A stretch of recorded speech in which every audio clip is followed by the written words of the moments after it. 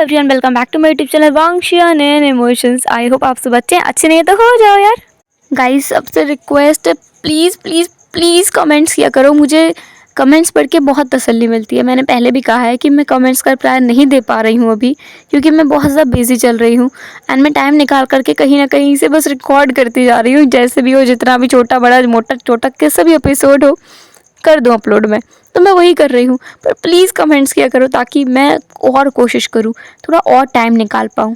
And आप लोग पुरानी स्टोरी कितनी रिक्वेस्ट कर रहे हो ना, तो all right, my mate is not a dragon, ये स्टोरी मैं एक एपिसोड में पूरा कंप्लीट करके डाल दूँगी। जैसा कि मुझे किसी ने आइडिया दिया था, that felt me so lucky, क्योंकि वो आइडिया सच में अच्छा है कि एक एपिसोड में सारा स्टोरी डाल दो, काम ही ख़त्म। मैं वही करूँगी। एंड मैं सोच रही हूँ फेरी टेल का भी मैं ऐसा ही करूँ। तो fairy tale and my mate is not a dragon, इसको मैं बहुत जल्दी कंप्लीट करूँगी। तो प्लीज़ इन वीडियोस में ना उसके बारे में कमेंट्स मत करना।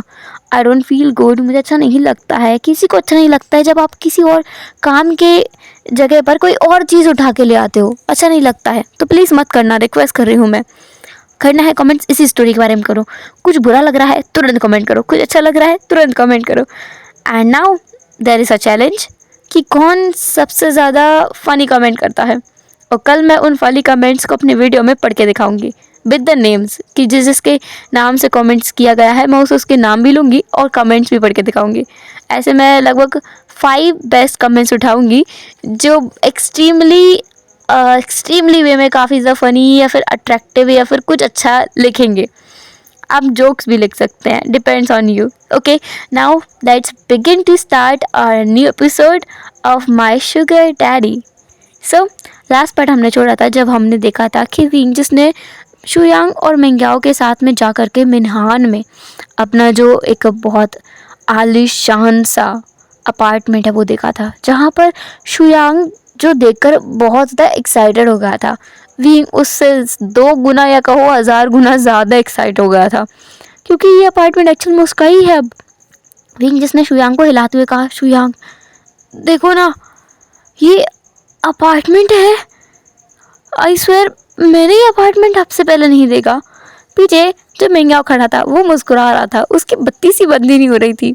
शुयांग जिसने कहा, ओ गॉड विंग, क्या तुम यहाँ पर अकेले रहने वाले हो? विंग ने कहा, बिल्कुल भी नहीं, मैं इतने बड़े अपार्टमेंट में अकेला नहीं रहूँगा।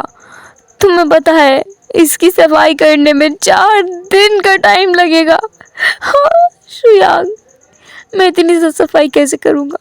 मेरा क्लाइंट कितना बड़ा वाला, मैं क्या करूँ शुयांग? शुयांग ने कहा, तुम्हारा क्लाइंट कितना बड़ा? क्या विंग? विंग ने कहा, क्लाइंट भगवान का रूप होता है, तुमने कहा था। मैं उसे गालियाँ नहीं दे सकता, पर कितना बड़ा अपार्टमेंट है, मैं इसकी सफाई कैसे करूँगा? मैं तो मेड भी नहीं रख सकता, मुझे जो पैसे मिले वो मेड को देने पड़ेंगे, फिर मैं अपना खर्चा कैसे चलाऊँगा? हाँ शुयांग, ये अपार्टमेंट तो दे दिया, अगर इसका रेंट भरना पड़ा तो हाँ, इसको मेंटेन करने का खर्चा कितना ज़्यादा आएगा, इसके बिजली का बिल कितना आएगा, ऊपर से वो कार कितनी अच्छी है, उसकी सर्विसिंग कितनी ज़्यादा महंगी होगी। शुयांग मैं क्या करूँ?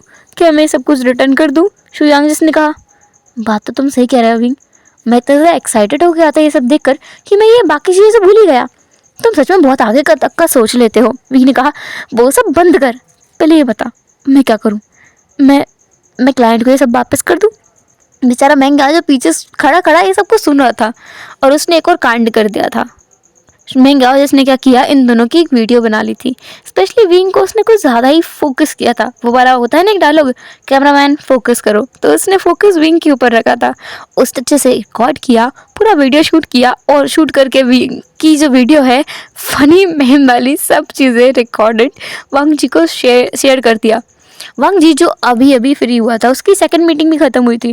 वांग जी बहुत हार्ड वर्किंग है, वो अपने काम के साथ कभी कॉम्प्रोमाइज़ नहीं करेगा, उसे अपने काम से ही तो प्यार है। वांग जी ने देखा कि महंग्याओ ने उसे वी चैट पर मैसेज किया है, जबकि महंग्याओ उसे मैसेज नहीं करता है। महंग्याओ यहीं तो रहता है। वांग जी है उसने पूछा था स्टाफ से कि महंग्याओ कहाँ है। महंग्याओ के बारे में उन्होंने बताया कि महंग्याओ बहुत जल्दबाजी में निकला था, कहाँ गया है उन्हें नहीं पता है। तो वांग जी भी इतना समझता है कि महंग्याओ की अपनी एक ज़िंदगी है, और अभी के लिए अगर वो भाग गया है तो वो कुछ नहीं कहेगा। जब महंग्याओ वापस आएगा तब उसे अच्छे से सुनाएगा। क्योंकि वांग जी ऐसे तो किसी को नहीं जाने देगा, चाहे वो उसका दोस्त ही क्यों ना हो। मैनेजर तो मैनेज होता है। तो अभी उसका पर्सनल असिस्टेंट उसे छोड़ के भाग गया है, तो वांग जी से पूछेगा तो सही। फिलहाल के लिए उसे मैसेज आया है, तो वांग जी जो अभी फाइल चेक कर रहा था, उसने अपने वीचैट अकाउंट को ऐसे ही खोल लिया कि देखे उसे क्या भेजा है। वैसे वो मैसेज चेक करता नहीं है, पर अभी उसका हुआ कि हाँ देख लेते हैं क्या ही है।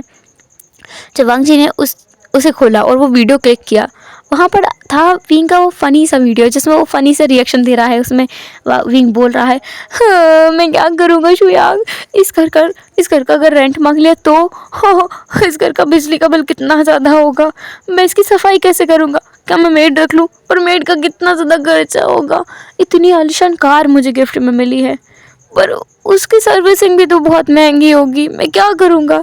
वांग जी जब ये सब सुन रहा था ना, उसे भी पता नहीं चला कि उसे भी हंसी आ गई थी कि ये लड़का सच में पागल है। वांग जी उसे इतना कुछ दे सकता है तो क्या बाकी सारी चीज़ों की टेक केयर नहीं कर सकता। अगर विंग उससे एक बार बोल देता तो क्या वो नहीं करता। खैर, वांग जी को ये देख करके थोड़ी सी फनी लगा, ये बहुत ज़्यादा फनी लगा, तो उसके फेस पर छोटी सी स्माइल आ गई थी, जो कि बस कुछ सेकंड के लिए थी। तभी वांग जी ने अपना फ़ोन बंद किया, साइड में पटका और दोबारा अपने काम में लग गया। इधर हमारा विंग जो कि अभी बैठ करके अपना सर पकड़ के सोफे पर बैठा हुआ था। विंग जो उस फर्श को देख रहा था, जो फर्श एकदम चमक रहा है, एकदम चमक रहा है। शुयांग जिसने कहा, विंग तुम लगभग आधे घंटे से फर्श को देखे जा रहे हो। विंग जिसने कहा, तो क्या करूं, मैं इसे देख कर ही पागल हो जाऊंगा, इतना चमकीला फर्श है, इतना चमका है, इसको अगर गंदा कर दिया तो कितनी मेहनत लगेगी सफाई करने में। कितना बड़ा किचन है, 6 कमरे हैं, इतना बड़ा लिविंग एरिया, और गैलरी में गार्डन कौन बनाता है, उसकी देखभाल कौन करेगा, मैं क्या करूँगा। शुयांग, तेरा भाई मरने वाला है, इतनी सफाई करके कार को कौन वॉश करेगा रोज, मैं इस्तेमाल ही नहीं करूँगा, उसे रखी रहेगी, मैं इस अपार्टमेंट में नहीं रहूँगा। हाँ शुयांग, अगर मैं कार को यहीं पार्क करके रख दूं और अपार्टमेंट को लॉक करके रखूं, ऑब्वियसली मुझे फिर इसकी सफाई नहीं करनी पड़ेगी। वहाँ पर मेंग्याओ भी बैठा हुआ था। उसने कहा, अगर तुम चाहो तो यहाँ पर मैं तुम्हारे लिए सर्वेंट लगा सकता हूँ। विंग ने मेंग्याओ की तरफ देखा और विंग के दिमाग में था कि ये क्यों लगाएगा भला। दूसरी तरफ शुयांग जिसने कहा, बिल्कुल नहीं। मेंग्याओ उसकी तरफ देखने लगा कि इसे क्या हुआ अचानक से। शुयांग जिसने कहा, तुम ऐसा कैसे कर सकते हो, वो मेरा दोस्त है और अभी अभी उसने एक क्लाइंट को हैंडल किया है, तुम ऐसा कैसे सोच सकते हो। शुयांग को गलतफहमी हो गई थी। उसे लगा कि शायद ये मेंग्याओ का ना विंग को अप्रोच करने का तरीका है, क्योंकि मेंग्याओ विंग के साथ बहुत फ्रेंडली भी हो रहा है, अच्छे से बात कर रहा है, इसलिए उसे थोड़ा सा लगा। दूसरा मेंग्याओ जैसे ये सोच करी ना कि शुयांग क्या सोच रहा है उसके बारे में, क्योंकि वो भी इतना समझदार तो है, उसे भी समझ आ रहा था, विंग को भी समझ आया था। विंग ने हैरान होकर मेंग्याओ की तरफ देखा और मेंग्याओ ने घूर कर शुयांग की तरफ देखा और कहा, तुम्हारी कितनी गंदी सोच है ना शुयांग, मैंने सोचा नहीं था तो कि तुम इतना गंदा भी सोच सकते हो। हाँ विंग, तुम मुझे अपना भाई कह सकते हो, एक्चुअली भाई जैसा नहीं, एक्चुअली दोस्त या फिर दोस्त जैसा I mean, तुम मुझे अपना दोस्त जैसा समझ सकते हो, यू नो, वही समझ सकते हो, क्योंकि मैं भाई बनाने के लायक नहीं हूँ, यू नो। विंग जिसने बस अपना सर ना में फिर हाँ में हिला दिया, क्योंकि उसे कुछ समझ नहीं आया। तो उस शुयांग जिसे ना अब जेलस महसूस हो रही थी, उसे जलन हो रही थी, पर शुयांग को नहीं पता है कि उसे जलन क्यों हो रही है। वो तो उसका क्लाइंट है ना, उसका क्लाइंट कहीं भी मुँह मारे उसे क्या फ़र्क पड़ता है। शुयांग जिसने खुद को समझाते हुए कहा। मेंग्याओ जो समझ रहा था कि शुयांग किस बारे में ना क्या सोच रहा है खुद को, और मेंग्याओ को ना ये सोचकर बिल्कुल अच्छा नहीं लगता है कि जब भी शुयांग ऐसा कुछ सोचता है उसे कहीं ना कहीं एक अंदाज़ा लग जाता है। इतने टाइम तक वो दोनों साथ रहे हैं तो उसे अंदाज़ा लग जाता है। अभी विंग जो कि बहुत इरिटेट हो रहा था, फ्रस्ट्रेटेड महसूस हो रहा था उसने कहा, कुछ भी हो, मैं इस जगह को छोड़ के जा रहा हूँ। मेंग्याओ, आई मीन सो सर, क्या हम जा सकते हैं। मेंग्याओ जिसने विंग की तरफ देखा और कहा, तुम मुझे मेंग्याओ बुला सकते हो, कोई प्रॉब्लम नहीं है। शुयांग जिसने कहा, कोई ज़रूरत नहीं है विंग, हम किसी को उसके नाम से नहीं बुलाते हैं ना। विंग ने कहा, हमारा रूल यही है, हम किसी को नाम से नहीं बुलाते। मेंग्याओ जिसने कहा, तुम्हारे दोस्त ने कहा कि वो मुझे नाम से नहीं बुलाता। विंग ने कहा बिल्कुल। अब बेचारा शुयांग जो अपने सर को ना झुका कर खड़ा था, उसे वो अपने सर को इधर उधर घुमा रहा था और अपने गले को ना खुजा रहा था हल्के से, क्योंकि उसने झूठ बोला था। वो तो मेंग्याओ को बहुत अजीब व गरीब नामों से बुलाता है, बिल्कुल रिस्पेक्ट नहीं करता है। जिस तरह से विंग ने वांगजू को ट्रीट किया है ना, वैसे कभी भी फर्स्ट डे टू आज का दिन है तब तक शुयांग ने उसे ऐसे ट्रीट किया ही नहीं है। उसका ट्रीटमेंट ही अलग होता है। पहले दिन तो उसने मेंग्याओ का सर फोड़ दिया था। अब क्या कह सकते हैं बताओ, क्योंकि पहले दिन शुयांग बहुत डरा हुआ था, वो डरते डरते पहुंचा था। और मेंग्याओ जिसने ये सब चीज़ें ना पहले एक बार की हुई थी, तो उसे पता था कि कैसे ये लोग अपने क्लाइंट को हैंडल करते हैं, क्योंकि उसने एक्सपीरियंस बंदे के साथ किया था। पर इस बार था कि उसे कोई इनएक्सपीरियंस या कहो बस ट्रेंड व्यक्ति चाहिए, लेकिन वो अनटच्ड होना चाहिए। तो उसे यही बंदा मिला था अभी, शुयांग। शुयांग के साथ में उसने बहुत अच्छा टाइम स्पेंड करने की कोशिश की थी, पर वो कोशिश नाकामयाब रही, क्योंकि जब मेंग्याओ शुयांग के पास गया था फर्स्ट मीटिंग में, वो उसे किस करने वाला था, तभी शुयांग ने उसे नहीं चिल्ला करके उसे इतनी बुरी तरह से धक्का दिया था कि मेंग्याओ का सर सीधे गेट पे जाके लगा था। और उसे इतनी बुरी तरह से चोट भी आई थी ना कि वहाँ पर एक गुम्बद सा उठ गया था उसके माथे के ऊपर, और 2 दिन तक लगभग मेंग्याओ अपने सर को कवर करते हुए घूम रहा था। मेंग्याओ को जैसे ही वो फर्स्ट इंटरेक्शन याद आया ना, उसके फेस पर एक हंसी आ गई थी, एक फनी वाली स्माइल थी। विंग जो कंफ्यूज था, विंग ने कहा सर आप ठीक तो है ना। विंग को मेंग्याओ पागल लग रहा था, क्योंकि ऐसे कौन अचानक हंसता है कन्वर्सेशन के बीच में। अब बेचारे विंग को कौन बताए कि उन दोनों का फनी इंटरेक्शन सोच करके विंग को खुद हंसी आ जाएगी अगर विंग को कोई बता दे तो। खैर मेंग्याओ ने उससे कहा कि विंग उसे कुछ भी बुला सकता है, चाहे तो उसे दग्गा भी बुला सकता है या गगा बुला सकता है। विंग को ये थोड़ा ठीक लगा, क्योंकि उसकी फैमिली में कोई है भी नहीं जिसे वो गगा बुलाए। तो विंग ने कहा कि ठीक है, वो मेंग्याओ को अब से गगा ही बुलाएगा। इसके बाद मेंग्याओ जिसने कहा कि उसे यहीं पर रुकना चाहिए और शुयांग को वो अपने साथ लेके जाएगा। शुयांग को अपने साथ लेकर के विंग को वहीं छोड़ करके मेंग्याओ चला गया। विंग जो थोड़ी देर के लिए वहाँ रुका, फिर बाद में पूरे घर को देखने लगा। घर को देखते देखते बस विंग का ना सर घूमे जा रहा था। वो सोच रहा था कि ये जगह क्या चीज़ है, क्योंकि वो अपार्टमेंट था ना, उसमें 6 रूम थे, जिसमें से लगभग 3 रूम नीचे थे और 3 रूम ऊपर थे। एक अपार्टमेंट के अंदर ही ऊपर नीचे थे। इवन उस पर सीढ़ियाँ लगी हुई थी। वो एकदम घर की तरह था, या कहो विंग के लिए तो महल की तरह, बहुत सुंदर। विंग जो कि अब बालकनी में गया, बालकनी में जाकर उसने बाहर का नज़ारा देखा। विंग इतने टाइम से यहाँ है ना अभी, क्योंकि मेंग्याओ और शुयांग भी चले गए हैं, उसके बाद भी 3-4 घंटे तो उसने घर को देखने में ही लगा दिए। अभी वो बालकनी में था और अभी सनसेट का टाइम था। थोड़ी थोड़ी रोशनी भी हो रही थी, हल्की हल्की लालिमा छाई हुई थी आसमान में, और ठंडी ठंडी हवा चल रही थी, जो कि विंग को और अच्छा महसूस कर रही थी। विंग ने वहाँ पर लगी हुई कांच की विंडोज़ को खोल दिया था। विंग जो कि अब नीचे की तरफ देख रहा था, नीचे कितना बड़ा गार्डन है। ओ गॉड, विंग तो देखकर इतना ज़्यादा हैरान था कि उसने अपना मुंह खोल लिया था। विंग को नहीं पता कि वो कोई उसे देख रहा है। असल में ये जो अपार्टमेंट है वो वहाँ का जो पेंट हाउस है वहाँ के बिल्कुल सामने है, बिल्कुल सामने। कोई अगर पेंट हाउस बिल्कुल ऊपर है, वहाँ से अगर इस कमरे को देखे, इस अपार्टमेंट को देखे विंडो से, तो ये सब कुछ दिखाई देगा। तो कोई बंदा विंग को देख रहा था, और विंग जो कि बहुत ज़्यादा अच्छा महसूस कर रहा था अभी हवा को लेते हुए, उसने अपने हाथों को आसमान में फैला दिया था, हवा में लहरा दिया था, अपनी आंखों को बंद किया, बिल्कुल उसी तरीके से जैसे शाहरुख खान नहीं करता है, बिल्कुल वैसे, और उस हवा को महसूस करने लगा। विंग ने एक गहरी सांस ली, एक लंबी सांस छोड़ करके विंग जिसने अपनी आंखों को खोला और वो आसमान में देखने लगा। यह आसमान कितना खुला है, क्योंकि वहाँ से उसे बहुत सारे परिंदे भी दिखाई दे रहे थे, बहुत सारे परिंदे जो आसमान में उड़ते हुए किसी और दिशा में जा रहे थे। ये गर्मियों के दिन है, तो परिंदे कहीं जा रहे हैं, और इस समय इतना अच्छा महसूस करना बहुत अलग बात है, बहुत अलग। विंग जो कि उस बालकनी में ना बस पाल्टी मार के बैठ गया, और वो उस बाहर की तरफ देखने लगा कि कितने लोग गार्डन में घूम रहे हैं, कई लोग जा रहे हैं, आ रहे हैं, कैसा कैसा सब कुछ चल रहा है, कितने बड़े बड़े लोग हैं, कई कार आ रही हैं, कई कार जा रही हैं, कई मर्सिडीज़ आ रही हैं, कई मर्सिडीज़ जा रही हैं। मतलब इतने रिच लोगों के कम्युनिटी में अभी वो बैठा हुआ है, उसे ये चीज़ सपने से कम नहीं लग रही। विंग जो कि अभी यहाँ बैठा हुआ है और उसका फ़ोन उसके लिविंग एरिया में बजे जा रहा है। विंग को काफ़ी टाइम बाद उसकी आवाज़ आई और जैसी आवाज़ आई विंग भागते हुए अंदर की तरफ गया। उसने अपना फ़ोन देखा जहाँ पर उसके क्लाइंट का कॉल आ रहा था। विंग ने उसे पिक किया और कहा, सर। पीछे से एक आवाज़ आई, मिनहन के पेंट हाउस के गेट पर आओ। ऐसा बोलकर उस कॉल को उसके क्लाइंट ने काट दिया और विंग अपने फ़ोन की स्क्रीन को देखने लगा। ये क्या हुआ?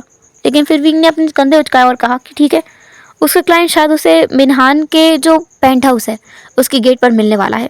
विंग जो कि अभी अच्छे से रेडी होने का उसके पास टाइम भी नहीं है और उसके पास ना तो कोई इक्विपमेंट है, मेकअप किट या फिर कपड़े हैं। विंग ने कुछ टाइम पहले शावर लिया था। जब शुयांग और मिंगाओ गए थे तब वो रूम चेक कर रहा था और तब उसे बाथरूम दिखा था और इतना लग्जरी बाथरूम देखकर विंग से रहा नहीं गया, तो उसने शावर लिया था। तो बस अभी वो शावर लिए हुए ही बाहर चला गया था। उसने अपने बालों में कंघी तक नहीं की थी, उसके बाल भी मैस्ड अप थे। विंग के बाल हवा में लहरा रहे थे। विंग के बाल वैसे भी लंबे हैं तो उसके बाल लहरा रहे थे। विंग जो कि अब लॉस्ट हो गया था वहाँ पर, क्योंकि उसे पता ही नहीं है कि पेंट हाउस कहाँ है। विंग जिसने एक व्यक्ति को रोका और कहा, एक्सक्यूज़ मी, क्या आप मुझे बता सकते हैं पेंट हाउस कहाँ है? उस इंसान ने विंग को घूर कर देखा और कहा, एक्सक्यूज्ड। उसने इंग्लिश में पूछा कि विंग क्या पूछ रहा है, व्हाट आर यू आस्किंग। विंग जिसने फिर अपनी टूटी फूटी इंग्लिश में पूछा, I I I want to know about paint house of this area actually. उस इंसान ने विंग को बस सस्पिशियसली देखा और उसने इशारा किया विंग के सामने जहाँ पर एक बहुत बड़ा सा पेंट हाउस खड़ा हुआ है। विंग खुद को चपेट लगाते हुए बोला, थैंक यू एंड सॉरी। वो इंसान वहाँ से चला गया, अपना सर बस नाम हिलाते हुए। विंग कितना बड़ा कॉमेडियन है, वो इंसान शायद यही सोच रहा था। विंग जो कि खुद को चपेट लगाते हुए आगे बढ़ा। पेंट हाउस के मेन गेट पर आकर वो खड़ा हो गया। विंग अपने फ़ोन को निकालकर किसी को कॉल करने वाला था, मतलब अपने क्लाइंट को। तभी एक व्यक्ति ने आकर उसे कहा, मास्टर। विंग जो कितना हैरान हो गया कि उसका फ़ोन नीचे गिर गया, वो टूट गया। विंग ने कहा, हाँ हाँ, एक्सक्यूज़ मी सर, आप अचानक आ गए, आपने मेरा फ़ोन गिरवा दिया। उस इंसान ने घबराते हुए कहा, आई एम सॉरी मास्टर, मुझे माफ़ कर दीजिए, गलती हो गई। वो इंसान अपने घुटनों के बल बैठ करके विंग से माफ़ी मांगने लगा। विंग ने कहा, नहीं नहीं नहीं नहीं अंकल, आप ऐसा मत कीजिए। वो इंसान विंग से काफ़ी ओल्ड था। विंग ने उसे अंकल कहा और उसे उठाया भी। विंग ने कहा, आप माफ़ी मत मांगिए, कोई बात नहीं। विंग ने अपने टूटे हुए फ़ोन को उठाया। उसका फ़ोन सच में पूरी तरीके से चकनाचूर हो चुका था। विंग जिसने उस इंसान की तरफ देखा, उस इंसान ने कहा, आपको हमारे यंग मास्टर ने बुलाया है, उन्होंने कॉल किया था आपको, है ना? विंग जिसने कहा, हाँ। विंग को पता तो नहीं है कि ये मास्टर कौन है और उसे नाम भी नहीं पता है। विंग सोच रहा था कि वो सही इंसान की तो बात कर रहा है ना। खैर, विंग अभी कुछ नहीं कह सकता, उसे इस इंसान को फॉलो करना होगा।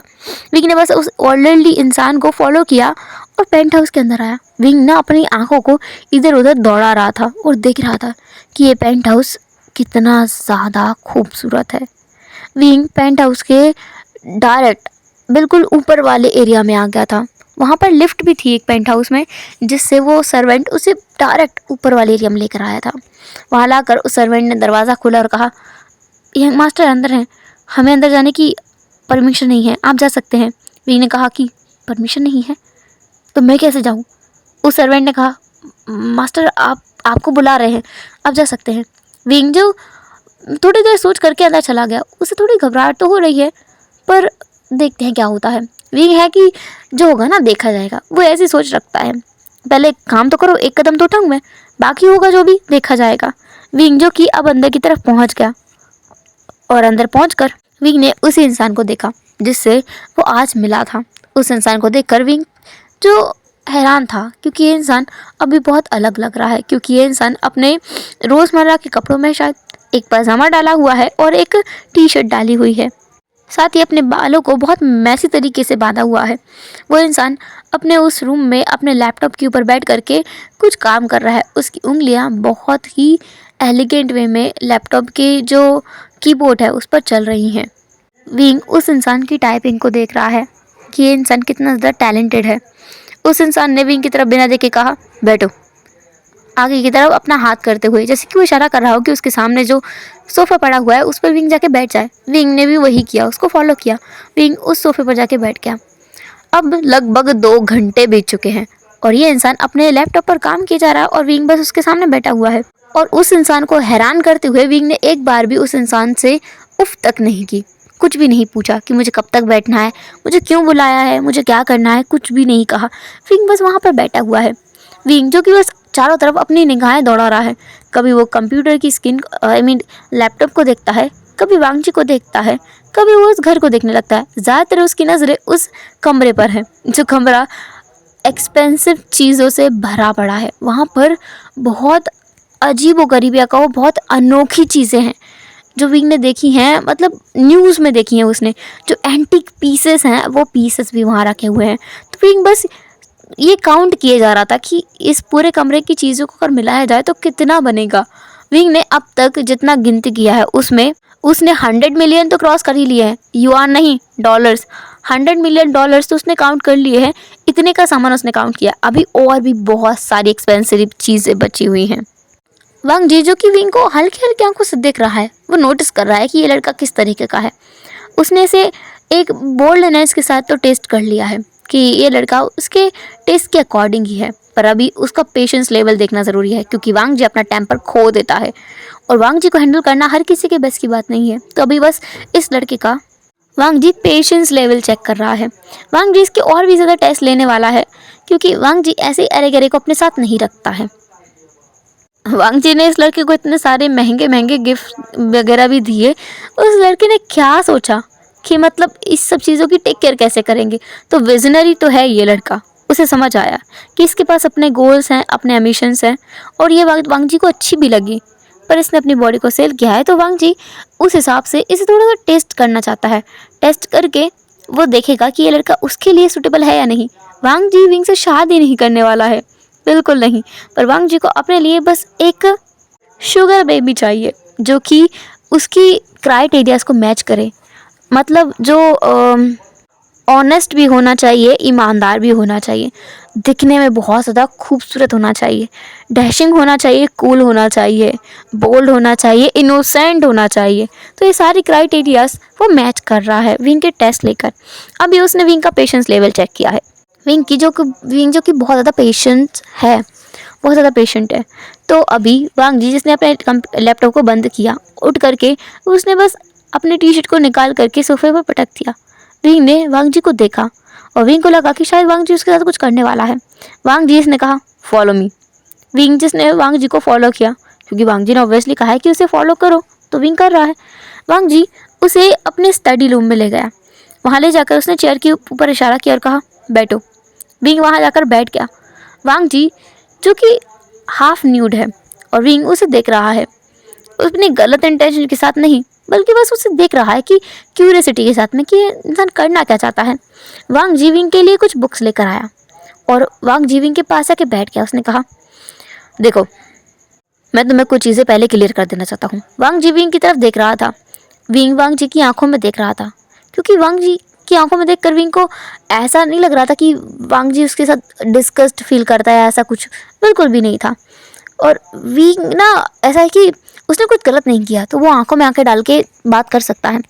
वांग जी जिसने कहा मैं तुम्हारे साथ एक कॉन्ट्रैक्ट साइन करना चाहता हूँ। विंग ने कहा वांग जी ने कहा उस कॉन्ट्रैक्ट की पहली शर्त ये होगी कि तुम अपने आप को किसी और को सेल नहीं कर सकते। विंग जिसने अपना सर हाँ में हिला दिया। वांग जी ने दूसरी शर्त बताई और उस कॉन्ट्रैक्ट की दूसरी शर्त ये होगी कि तुम मुझसे हमेशा पैसे लोगे जब भी मैं तुम्हें दूंगा, बिना मना किए, ठीक है। विंग ने फिर से अपना हाँ में सिर हिलाया।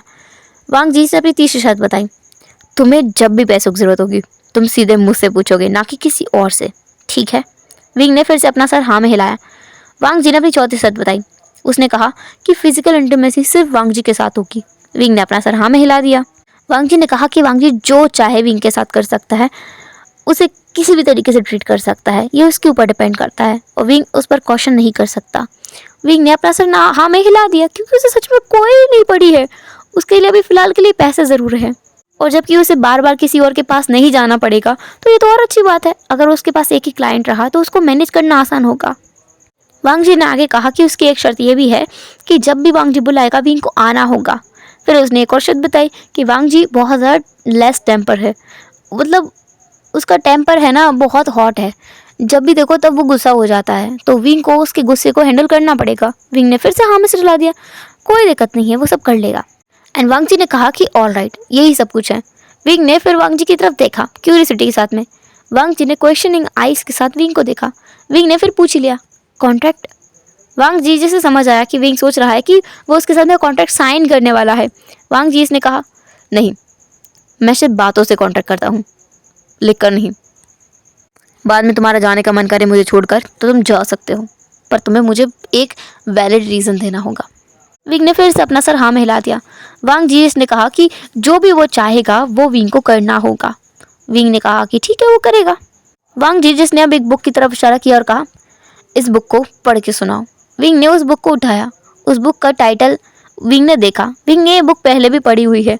एक्चुअली ये एक पोर्नोग्राफिक बियर बुक है, जिसमें सिर्फ और सिर्फ इंटीमेट सीन्स भरे हुए हैं और कुछ भी नहीं है। इसमें कोई लव स्टोरी नहीं है, बट इंटीमेट सीन से ये बुक पूरी तरीके से फिल्ड अप है। और वांग जी ने विंग से वही लाउडली पढ़ने के लिए कहा है। विंग ने उस बुक को अच्छे से देखा और फिर उसने उस बुक को पढ़ना स्टार्ट कर दिया। हेलो एवरीवन, तो कैसा रहा आज का पार्ट? जो भी है जो सभी कमेंट ज़रूर करना। एंड फिर मिलेंगे नेक्स्ट एपिसोड में। तब तक लिए टाइट टेक केयर, बाय बाय, अपना ख्याल रखना, बाय बाय।